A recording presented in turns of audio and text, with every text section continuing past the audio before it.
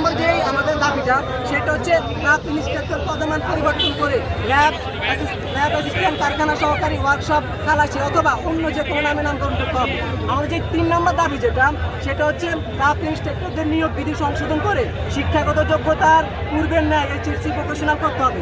4 নম্বর আমাদের যে দাবিটা সেটা হচ্ছে 2021 সালের নিয়োগপ্রাপ্ত সকল নন টেকনিক্যাল ক্রাফট ইন্সট্রাক্টরদেরকে পলিটেকনিক ইনস্টিটিউট এবং টেকনিক্যাল স্কুল অ্যান্ড কলেজ থেকে বিতাড়িত করতেই হবে। 5 নম্বর আমাদের যে দাবি সেটা হচ্ছে শিক্ষক কর্মচারীদের নিয়োগ বিধি সংশোধন করতে হবে। টেকনিক্যাল পদে নন টেকনিক্যাল কোনো ব্যক্তিকেই নিয়োগ দেওয়া যাবে না। 6 নম্বর আমাদের যে দাবি সেটা হচ্ছে ক্রাফট ইন্সট্রাক্টর অর্থাৎ ল্যাব সহকারী এই নন টেকনিক্যাল যে ব্যক্তিরা রয়েছেন তারা আমাদের টেকনিক্যাল সেক্টরে যে মামলাটা হাইকোর্ট বরাবর করেছে ওই মামলাটা অবশ্যই তাদেরকে প্রত্যাহার করতে হবে এবং এই প্রত্যাহার উপলক্ষে বাংলাদেশের যতটা পলিটেকনিক রয়েছে প্রত্যেকটা পলিটেকনিকের মাঠে এসে দাঁড়িয়ে সকল পলিটেকনিক শিক্ষার্থীদের সামনে এসে দাঁড়িয়ে ক্ষমা চেয়ে তাদের রিট প্রত্যাহার করছে।